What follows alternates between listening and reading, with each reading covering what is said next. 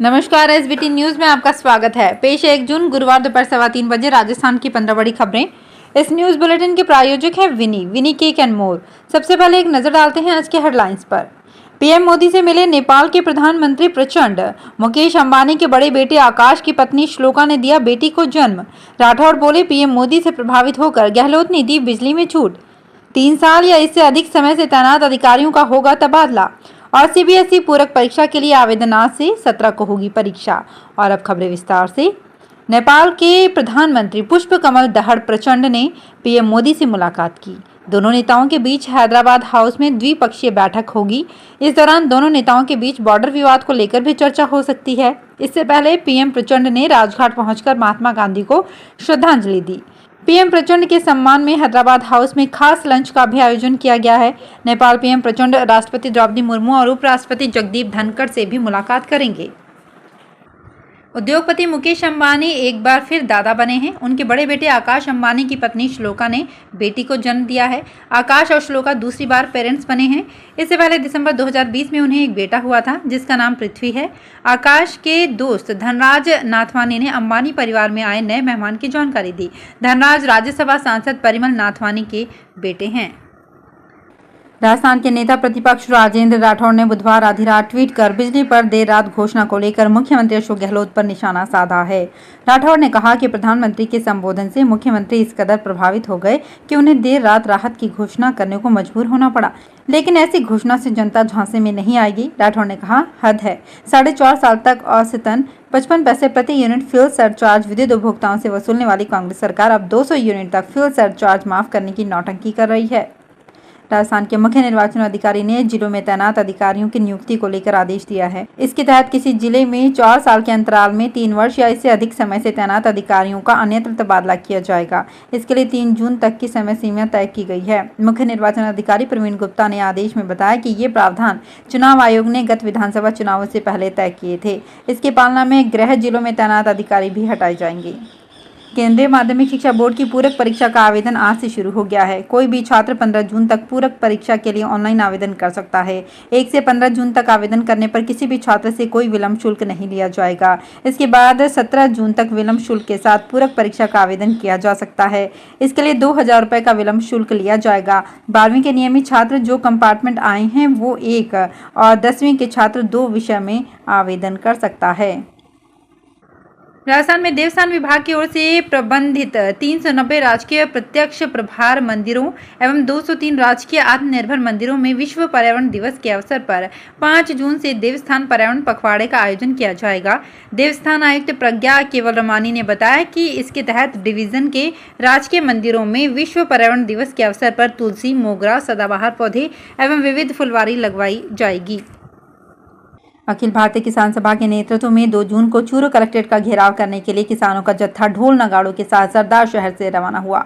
Railway station से रवाना हुआ किसानों का जत्था मुख्य बाजार, घंटाघर, गांधी चौक होते हुए चूरू के लिए कूच कर गया। किसान सभा के प्रदेश महामंत्री छगनलाल चौधरी ने बताया कि सभी किसान चूरू में एक जगह एकत्रित होंगे। वहां 2 जून को कृषि कुओं पर 6 घंटे बिजली, क्रॉप कटिंग के आधार पर कृषि बीमा क्लेम एवं किसानों की संपूर्ण कर्जा माफी को लेकर कलेक्ट्रेट का घेराव करेंगे। अब राजस्थान से भी दिल्ली में धरना दे रहे पहलवानों के समर्थन में मांग उठ चुकी है। इसको लेकर एनएसयूआई के प्रदेश अध्यक्ष अभिषेक चौधरी के साथ बड़ी संख्या में छात्र बीजेपी मुख्यालय का घेराव करने लगे हैं।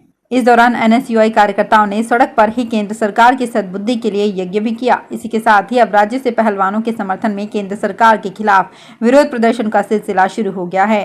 प्रदर्शन के दौरान जयपुर में एनएसयूआई कार्यकर्ताओं ने बीजेपी मुख्यालय के घेराव की कोशिश की। राजस्थान में पश्चिमी विक्षोभ के बार बार सक्रिय होने से पिछले 2-3 महीने में हुई बारिश ने एक और जहां गर्मी के तेवर ठंडे किए, वहीं गर्मी के दिनों में नाड़ी तालाबों में पानी भरने का काम भी किया है। इस बार मई माह में हुई 62.4 mm औसत बारिश ने पिछले 100 साल का रिकॉर्ड तोड़ दिया है। मौसम विभाग जयपुर के अनुसार इससे पहले 1917 में 71.9 mm औसत बरसात हुई थी। नागौर जिले की बात करें तो इस बार जिले में जनवरी से अब तक 169.3 mm औसत बारिश हुई है, जबकि अकेले मई माह में 118.9 mm बारिश रिकॉर्ड की गई है। राजस्थान कर्मचारी चयन बोर्ड से निकली पीटीआई भर्ती परीक्षा के फाइनल रिजल्ट में सफल होने वाले उम्मीदवारों के लिए जरूरी सूचना है। इस भर्ती के तहत जनरल कैटेगरी के 4,899 पदों पर 3,433 अभ्यर्थियों का सिलेक्शन हुआ है। अनुसूचित क्षेत्र के 6 से 47 पदों पर महज 147 अभ्यर्थी ही फाइनल सिलेक्शन तक पहुंच पाए हैं। इसके साथ ही बोर्ड ने डॉक्यूमेंट में कमी के चलते 878 अभ्यर्थियों की वेटिंग लिस्ट जारी की है। इन्हें 7 दिन में डॉक्यूमेंट वेरीफाई करवाना होगा।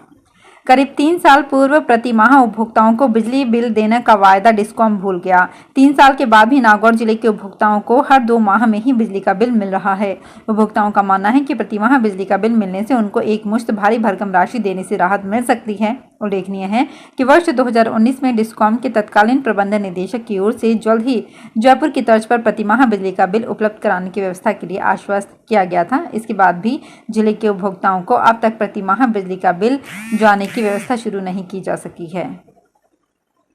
राजस्थान सरकार की ओर से चलाई गई मुख्यमंत्री कामधेनु बीमा योजना के तहत जयपुर में आयोजित महंगाई राहत कैंप में 5 लाख से ज्यादा परिवारों ने मुख्यमंत्री कामधेनु बीमा योजना में रजिस्ट्रेशन करवा लिया है। जयपुर जिला कलेक्टर प्रकाश राज पुरोहित ने बताया कि बुधवार को 76,949 गारंटी कार्ड जारी किए गए हैं। इनमें से अन्नपूर्णा फूड पैकेट योजना के तहत 11,063, मुख्यमंत्री चिरंजीवी दुर्घटना बीमा योजना में 15,783, मुख्यमंत्री चिरंजीवी स्वास्थ्य बीमा योजना में 15,783 लोगों के गारंटी कार्ड जारी हुए हैं। दुनिया के अलग अलग शहरों में इवेंट मैनेजर्स को समर्पित इवेंट मैनेजर्स डे को सेलिब्रेट किया गया।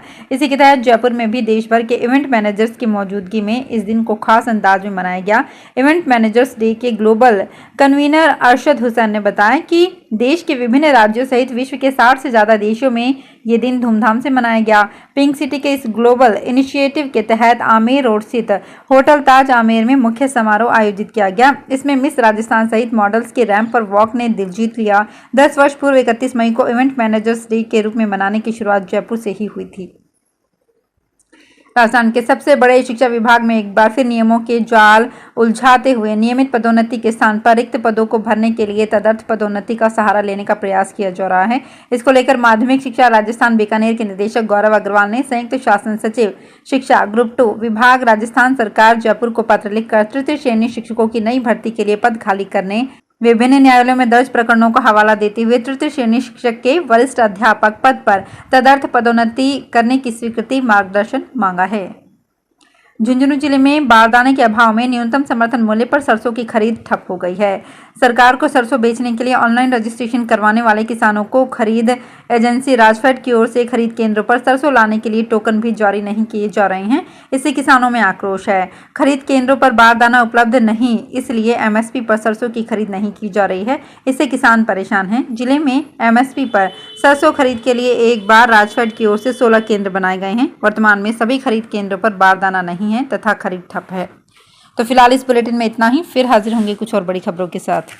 अगर आप भी अपने आसपास की छोटी बड़ी और महत्वपूर्ण खबरों से अपडेट रहना चाहते हैं तो सब्सक्राइब कीजिए हमारे चैनल एसपीटी न्यूज को और प्रेस कीजिए बेल आइकन पर।